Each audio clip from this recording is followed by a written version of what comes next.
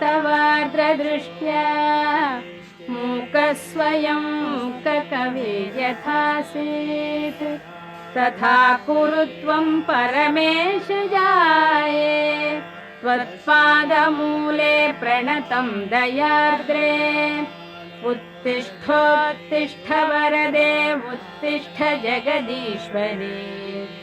उत्तिष्ठ जगदाधारे त्रैलोक्यं मङ्गलं कुरु शृणोषि कश्चिद्ध्वनिरुत्थितोऽयं मृदङ्गभेरीपटहानकानां वेदध्वनिं शिक्षितभूसुराणां शृणोषि भद्रे कुरु सुप्रभातम्